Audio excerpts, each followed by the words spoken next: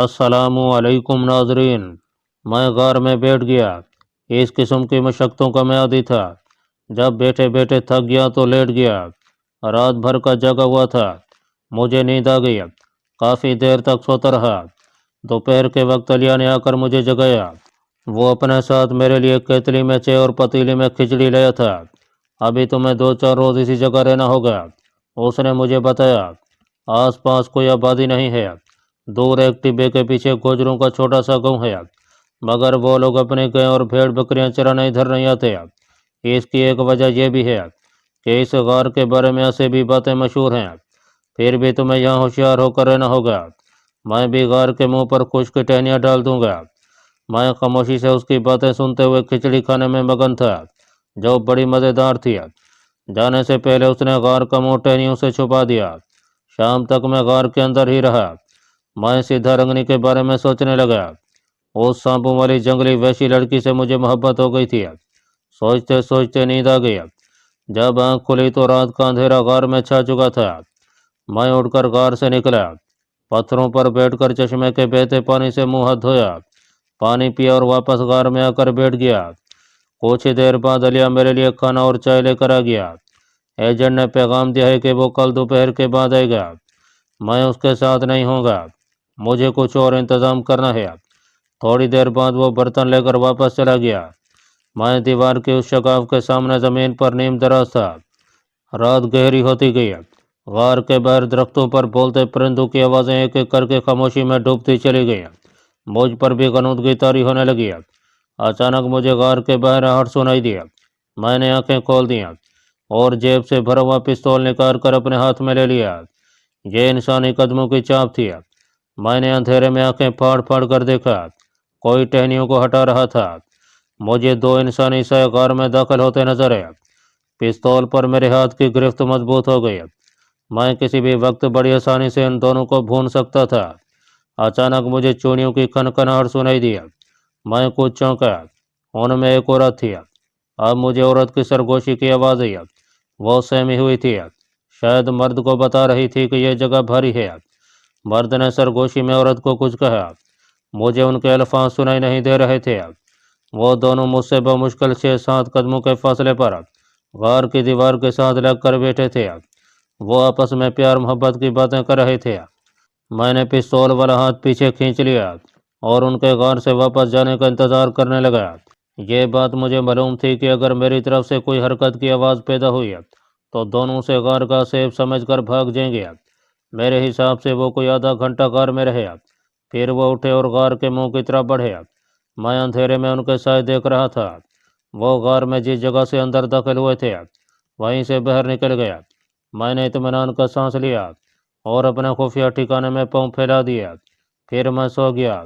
दूसरे दिन अलिया मेरे लिए चाय वगैरह लेकर आया तो मैंने उसे रात वाला वाक़या बताने की ज़रूरत महसूस न किया, क्योंकि इसका हमारे मिशन से कोई ताल्लुक़ नहीं था।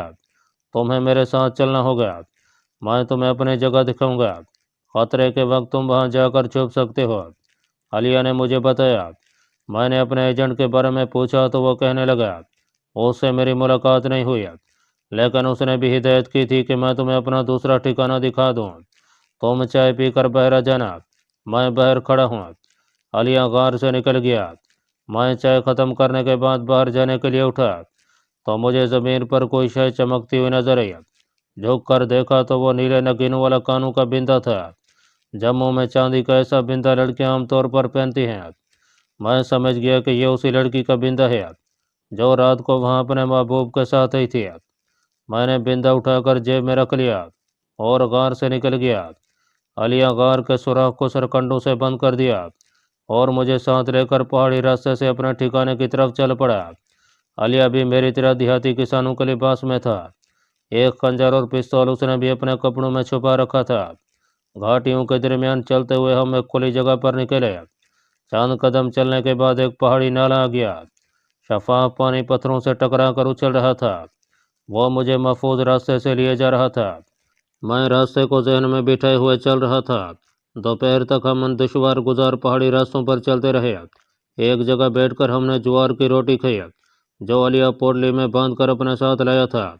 थोड़ी देर आराम किया और फिर आगे चल पड़े। अब हम एक पहाड़ी ढलान उतरकर छोटी सी वादी में दाखिल हो गए थे, जहाँ की पहाड़ियों की ढलानों पर सीढ़ियों की तरह ज्वार और बाजरे के खेत हवा में लहरा रहे थे। यहाँ सेब और खुबानियों के बाग भी थे। आलिया उन बागों से बचकर चल रहा था। अब कहीं कहीं पहाड़ी मकान नजर आने लगे थे। ये सीधी छतों वाले मकान थे। आलिया एक खई में उतर गया। मैं उसके पीछे पीछे था। एक जगह वो रुक गया। मुझे एक लकड़ी के मकान का पिछला हिस्सा दिखाई दिया। आलिया ने ऊपर की तरफ इशारा करते हुए कहा, यह मेरी बेवा बहन का घर है। वो अपनी बेटी जैन के साथ अकेली रहती है। हम उसे अपनी ज़मीन में से कुछ हिस्से का अनाज चावल वगैरह दे देते हैं। मेरी भांजी कल से अपनी फूफी के गाँव गई हुई है। आज या कल वो आ जाएगी। दोनों माँ बेटी मेरी तरह कश्मीर की खुफिया जंग आज़ादी की मुजाहिद खवातीन हैं।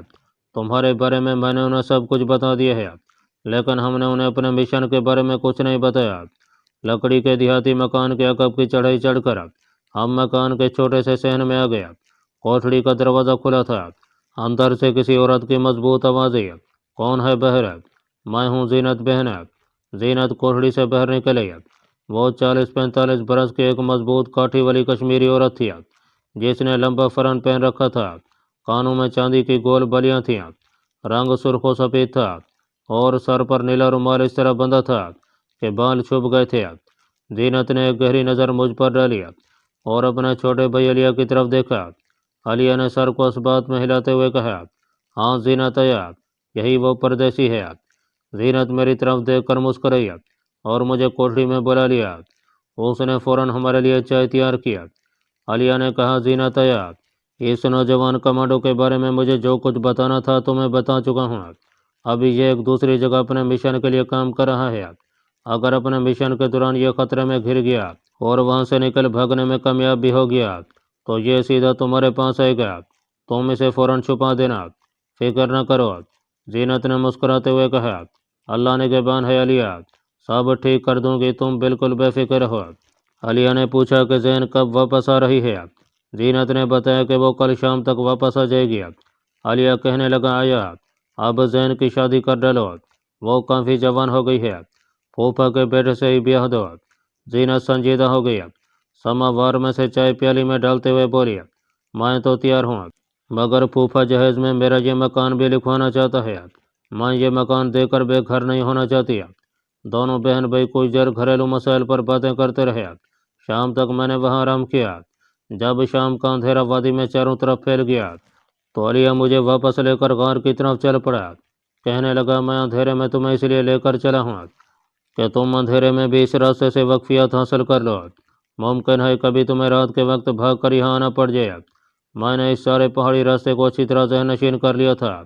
शाम के वक्त हम जीनत के घर से चले थे। रात आधी गुजर चुकी थी कि जब हम वापस घर में पहुंचे। आलिया थोड़ी देर बाद ये कहकर वापस चला गया कि सुबह आऊँगा। मैंने उसे पूछा, तुम्हारी बहन का घर तो यहाँ से काफ़ी दूर है, फिर तुम मेरे लिए गर्म चाय और रोटी वगैरह कहाँ से लाते हो? आलिया बोला, तुम्हें यह सवाल नहीं करना चाहिए था। हम अपनी ज़िंदगी और मौत की जंग लड़ रहे हैं। इस किस्म के इंतजाम करने ही पड़ते हैं, लेकिन हम इनके बारे में बता नहीं सकते। अब तुम आराम करो, मैं जाता हूँ। आलिया चला गया। मैं दीवार के शगाफ में खुश्क टहनियों के पीछे घुस कर नींद दराज हो गया। रात गुजर गई और फिर अगला दिन भी गुजर गया। शाम के बाद जब वादी पर रात उतरी तो मुझे तशवीश होने लगी, क्योंकि अभी तक अलिया आया था ना एजेंट। आज रात उन दोनों को आना था। कुछ और रात गुजर गई। फिर बाहर से परिंदे की मखसूस बोली सुनाई दी, एजेंट आ गया था। मैं उठकर गार के सरकंडों तक गया। मैंने भी जवाब में परिंदे की बोली बोलकर जवाब दिया। थोड़ी देर बाद सरकंडे एक तरफ हट गया। आलिया और एजेंट अंदर आ गया। एजेंट तेजी में था, सीधा वायरलेस सेट की तरफ गया। टहनियों की ओर से बाहर निकालकर उसे ऑपरेट करते हुए बोला, भारतीय तकरीबकारों की 6 रुकनी टीम है। मेरे कहने पर आज रात ड्रॉप होने वाली है।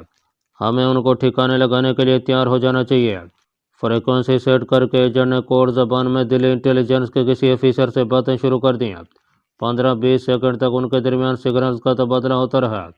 फिर उसने वायरलेस सेट बंद कर दिया और जेब से रिवॉल्वर निकाल कर उस पर साइलेंसर चढ़ाते हुए बोला, हम एक एक करके उन तमाम तरबियत याफ्ता भारतीय तकरीबकारों को ज़मीन में दफन कर देंगे। आलिया ने भी अपने पिस्तौल पर साइलेंसर चढ़ा लिया था। थैले में से शॉट गन निकाल कर चेक की गई। एजेंट कहने लगा, वक्त वही रात के 1 बजे का है। ठीक 1 बजे इंडियन एयरफोर्स का एक तैयारा आकर 6 तकरीबकारों को ड्रॉप कर देगा। उसने मेरी तरफ देखा। तुम पहले की तरह घात लगाकर बैठोगे और हमें कोर दोगे। खतरे के वक्त तुम फायरिंग शुरू कर दोगे। आलिया इस बार मेरे साथ होगा। उसने हमें बताया कि उन लोगों का इरादा 15 रोज बाद तकरीब का ड्रॉप करने का था, लेकिन एजेंट ने उन्हें बताया कि हंगामी हालात के तहत कुछ मजीद तकरीबकारों का आज रात ड्रॉप किया जाना बहुत ज़रूरी है। हम बातों के साथ साथ टार्च जलाकर घड़ी भी देख लेते थे। जब रात के ठीक 12 बजे तो अपना एजेंट हमें साथ लेकर गार से निकले। हम रात के अंधेरे में पहाड़ी रास्तों से गुजरते पुराने खुफिया मकाम पर पहुंच गया। आलिया ने वायरलेस सेट कंधे पर उठा रखा था। पहली रात की तरह एक खास जगह पर वायरलेस सेट रख दिया गया।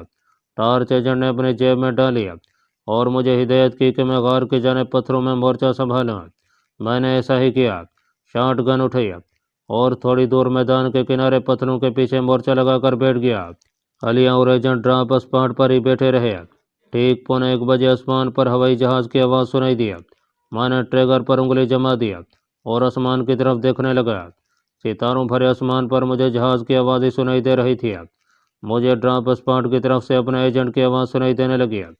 वो वायरलेस पर जहाज के पायलट से बातें कर रहा था। मेरी निगाहें आसमान पर लगी थीं। अब मुझे जहाज का साया सा चक्कर लगाता नजर आने लगा। जहाज ने हमारे ऊपर 2-3 चक्कर लगाए और एक तरफ को वापस चला गया। मैं इंतज़ार करने लगा कि अब इंडियन तकरीबकार पैराशूटों के जरिए छलांगे लगाते हैं। अब लगाते हैं, मगर कोई पैराशूट के जरिए नीचे न गिरा। मुझे फिक्र लगी। अचानक फिजा मशीन गनों की गोलियों से गूंज उठी। मशीन गन्ने आलिया और एजेंट के पास नहीं थी। मुझे अंधेरे में एक तरफ से कितने ही इंसानी साथ दौड़ते हुए ड्रॉप स्पॉट पर हमला करते नजर आए। साथ ही फिजा में रोशनी का गोला जमीन से फायर किया गया और सारा इलाका रोशन हो गया। मैंने आलिया और अपने एजेंट को देखा। उन्हें इंडियन फौजियों ने स्टेन गनों की जद में ले रखा था। दोनों के हाथ सरों से बुलंद थे और उनकी तादाद बहुत ज़्यादा थी और मेरे फायर करते ही वो बड़ी आसानी से मुझे भी हलाक कर सकते थे। मैं परेशानी के आलम में पत्थरों के नीचे से सर निकाले अपने एजेंट को कुछ कहते देख रहा था। उसके अल्फाज मुझ तक नहीं पहुंच रहे थे। देखते देखते अली और एजेंट को भारतीय फौज ने गिरफ्तार कर लिया। उनके हाथ पीछे बांध दिए गए और उन्हें धकेलते हुए पीछे टीले की तरफ ले जाने लगे। एक भारतीय अफसर चिल्लाया, पीछे देखो, इनका कोई और साथी भी होगा। यह सुनना था कि मैंने पीछे ढलान पर छलांग लगा दिया और लुढ़कता हुआ नशेब की झाड़ियों में जा गिरा। वहां से उठा और तेजी से अंधेरे में दौड़ना शुरू कर दिया। मुझे कुछ इल्म नहीं था कि मेरे पीछे कोई भारतीय फौजी आ रहा है या नहीं। रास्ते से मैं वाकिफ था। मेरा रुख गार वाले खुफिया ठिकाने की तरफ था, जो वहां से 2 फरलांग पर ही वाक़ था, मगर मैं गार में नहीं जाना चाहता था। जब मैं गार के सामने उस जगह पहुंचा जहां पहाड़ी चश्मा बह रहा था, तो गार में दाखिल होने की बजाय मैं चश्मे के पत्थरों पर पाँव रखता गार वाले टीले के हक़ में आ गया। यहाँ से एक छोटा सा पहाड़ी रास्ता टीलों के बीच में से होता हुआ शुमार में पीर बंजाल की पहाड़ियों की तरफ निकल गया। मैं उस पहाड़ी रास्ते पर आ गया और जितनी तेज भाग सकता था भागने लगा। पहाड़ी रास्ते बहुत जल्द थका देते हैं, उन पर भागना इतना आसान नहीं है। फिर भी जवानी का खून था और जिस्म मजबूत था। मैंने रात के अंधेरे में काफ़ी रास्ता तय कर लिया। जब मुझे एहसास हुआ कि मैं खतरे की हदूद से निकल आया हूँ, तो एक जगह दरख्त के नीचे बैठ गया। मेरा सांस फूला हुआ था। मैं हाँफ रहा था। 2 मिनट बैठकर सांस को ज़रा दुरुस्त किया और अल्लाह का नाम लेकर दोबारा आगे रवाना हो गया। मैं बाकी सारी रात पहाड़ी रास्तों पर चलता रहा। अपनी याददाश्त और अंदाजे से मैं पूप फटने से पहले उस इलाके में निकल आया था जहाँ से दुशवार गुजार रास्ता आलिया की बहन के घर को जाता था। मेरे छुपने के लिए वही एक जगह थी। इस इलाके को भारतीय फौज ने ज़रूर अपने घेरे में ले लिया होगा और दिन निकलने के बाद पकड़ा जा सकता था, क्योंकि सिवाय आलिया की बहन के मैं वहाँ किसी को नहीं जानता था और ऐसी हालत में किसी गांव का रुख करना अपनी मौत को आवाज़ देने के बराबर था। मैं भटकता हुआ जीनत के गांव तक पहुंच गया। एक मोड़ घुमा तो सामने ही मुझे उसके मकान का कभी हिस्सा नजर आने लगा। मैं चढ़ाई चढ़ गया। वो मुझसे 50 कदम दूर था। आहिस्ता आहिस्ता चलता मैं मकान तक पहुंच गया और सहन में से गुजरकर कोठरी की तरफ बढ़ा। दूसरी तरफ से जीनत नमदार हुई। उसके हाथ में पीतल की गुड़वी थी। मुझे देखकर एक पल के लिए ठुठ किया, पीछे देखा, फिर मुझे कोठरी में जाने का इशारा किया और खुद ऊंची आवाज़ में बकरी को आवाज़ें देने लगी। कोठड़ी में घुसते ही मैंने दरवाज़ा बंद कर दिया और चरपाई पर गिर गया। शॉटगन कमीज के अंदर से निकाल कर मैंने चरपाई के नीचे रख दिया। बाहर कुछ देर तक जीनत की आवाज़ आती रही। फिर दरवाज़ा खुला और वो अंदर आ गया। सबसे पहला सवाल उसने आलिया के बारे में किया। उसे इंडियन फौज ने पकड़ लिया है, अपना एक और आदमी भी पकड़ा गया है। मैं बड़ी मुश्किल से जान बचाकर फरार हुआ हूँ। जीनत ने अपने होठों पर उंगली रखकर मुझे आहिस्ता से बात करने का इशारा किया और दूध से भरी हुई गुड़वी मेरी तरफ बढ़ाकर बोली, दूध पियो, मैं अभी आती हूँ, बाहर मत निकलना। गुड़वी में बकरी का झाग भरा दूध था, उसमें से ताज़ा दूध की खुशबू आ रही थी। मैंने आधी गुड़वी खाली कर दी। जीनत दोबारा अंदर आई तो मैंने उसे कहा, तुम्हें यहाँ नहीं रहना चाहिए बहन, आलिया गिरफ्तार कर लिया गया है, भारतीय फौज के आदमी यहाँ ज़रूर छापा मारेंगे। जीनत बड़े पुरतमाद लहजे में बोली, मेरे भाई से वो लोग कुछ मालूम नहीं कर सकेंगे, वो मर जाएगा मगर मेरे और अपने घर के बारे में कुछ नहीं बताएगा। मैं उसे जानती हूँ, लेकिन तुम्हें यहाँ नहीं रहना होगा, तुम जल्दी से मेरे साथ हो। ये बंदूक कपड़े में लपेट कर अपने साथ ले लो। जीनत मुझे मकान के पीछे से निकाल कर नीचे नशे में ले आई, जहाँ नाला बह रहा था। नाले के किनारे किनारे चलते हम कुछ दूर गए तो वहाँ एक जगह पहाड़ी दीवार में काफ़ी बड़ा कुदरती शगाफ था। यहाँ जीनत ने अनाज वगैरह रखने के लिए जगह बनी हुई थी। शगाफ के मुंह पर लकड़ी का पुराना तख्ता कब्जों से जोड़ दिया गया था। यह दरवाज़ा बड़े बड़े पत्थरों की ओट में कुछ इस तरह छुप गया था कि बाहर से उसे कोई नहीं देख सकता था। दरवाज़ा खोलकर जीनत ने मुझे अनाज की बोरियों और लकड़ी के ढेर के पीछे दरी बिछाकर जगह बना दिया और बोले, यहाँ तुम जब तक चाहे रह सकते हो, सिर्फ तुम्हें दिन के वक्त बाहर नहीं निकलना होगा। तुम्हें खाना रात के वक्त और मुँह अंधेरे मिल जाया करेगा। पानी का घड़ा मैं यहाँ रख दूंगी। मैं खामोशी से दरी पर बैठ गया। शॉटगन मैंने एक तरफ लकड़ियों के ढेर के नीचे छुपा दिया। जीनत वापस आने का कहकर चली गई। मेरे लिए किसी जगह पनाह हासिल करना बड़ा ज़रूरी था। अपना एजेंट गिरफ्तार हो चुका था, चूँकि अलिया भी उसके साथ था, इसलिए मुमकिन था कि अलिया किसी तरीके से फरार होकर वहाँ आ जाए और अपने साथ एजेंट को भी ले आए। दूसरी तरफ यह खतरा भी था कि मिलिट्री इंटेलिजेंस उसे उसका अता पता मालूम करके यहाँ छापा न मारे। मैं अजीब उधेड़ बन में था। कभी सोचता कि यहाँ से निकल जाऊँ, फिर ख्याल आता कि यहाँ से निकल कर किधर जाऊँगा। अगरचा मेरा हुलिया प्लास्टिक सर्जरी के बाद काफ़ी हद तक बदल दिया गया था, ताहम यह सारा इलाका मेरा दुश्मन था और पुलिस दिल्ली से लेकर कश्मीर तक है और कश्मीर से लेकर मद्रास तक मेरी तलाश में थी। मैं किसी वक्त कहीं भी फिरते हुए पकड़ा जा सकता था। आखिर मैंने यही फैसला किया कि जब तक अलिया और एजेंट की कोई इतला नहीं मिलती, मैं इस जगह छुपा रहूँगा। यह जगह काफ़ी हद तक महफूज थी। अगर भारतीय फौजी जीनत के मकान पर छापे भी मारते हैं तो उन्हें यह जगह नज़र नहीं आ सकती थी। जीनत कमर पर पानी का घड़ा और सर पर मेरे लिए गर्म कंबल डाले वापस आ गया। उसने पानी का घड़ा बोरियों के पास रख दिया, 2 कंबल मेरे पास रख दिए और मेरे पास दम लेने को बैठ गया। फिर मेरी तरफ देख कर बोली, मेरा भाई सच्चा मुजाहिद है, मैं जानती हूँ। वो मर जाएगा मगर ज़बान नहीं खोलेगा। और फ़र्ज़ कर लो कि फ़ौजी किसी तरीके से उससे मेरे घर के बारे में मालूम भी कर लेते हैं, तो यहाँ आकर क्या बरामद करेंगे? मेरे पास तो सिवाय एक बकरी और 2 मुर्गियों के और टूटे फूटे सामान के और कुछ भी नहीं है। मैंने कहा, मगर इस बार अलिया के साथ अपना एक एजेंट भी है। मिलिट्री इंटेलिजेंस वाले उसके साथियों की तलाश में यहाँ छापा मारेंगे और मुमकिन है वह तुम्हें भी पकड़ कर ले जाएं। जीनत के चेहरे पर एक अजीब सी रोशनी नमूदार हुई। कहने लगी, वो मुझे जान ही से मार देंगे ना, इससे ज़्यादा तो वो कुछ नहीं कर सकते। मैं तो मरने के लिए तैयार हूँ। मैं खामोश हो गया। जीनत उड़ते हुए बोली, तुम खामोशी से यहाँ छुपे रहो। हाँ, अगर तुम यहाँ से चले जाने का फैसला करो तो मुझे इतना देने की ज़रूरत नहीं।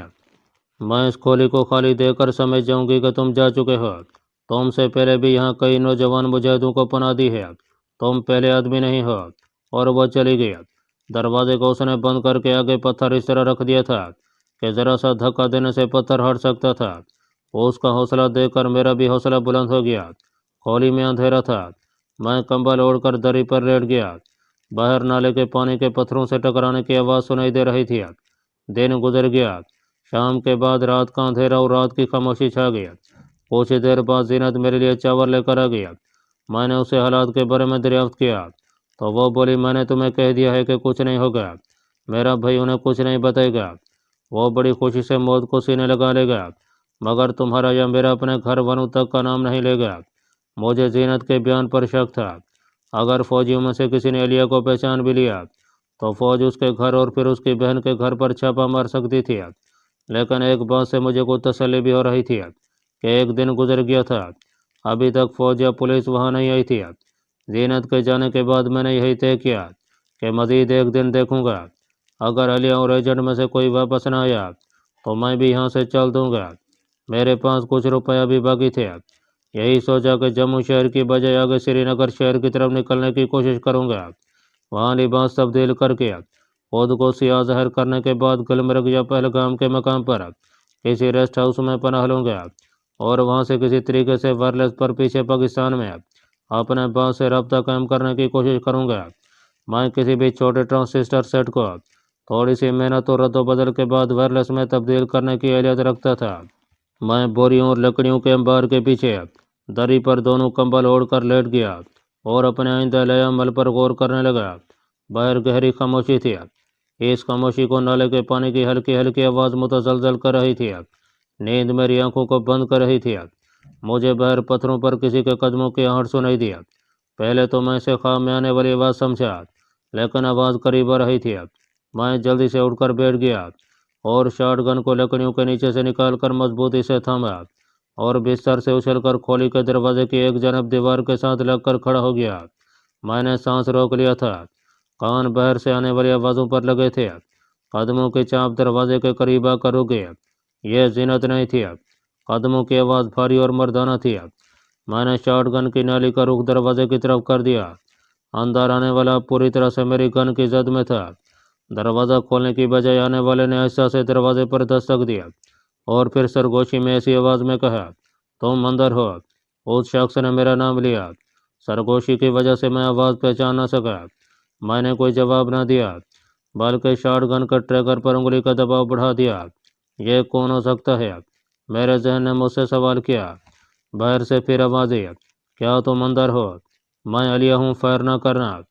अलिया को मालूम था कि मेरे पास शॉटगन है और मैं दुश्मन से बचकर छुपा हुआ हूँ। कुदरती तौर पर मैं अचानक दरवाज़ा खोलकर अंदर आने वाले पर फायर कर सकता हूँ।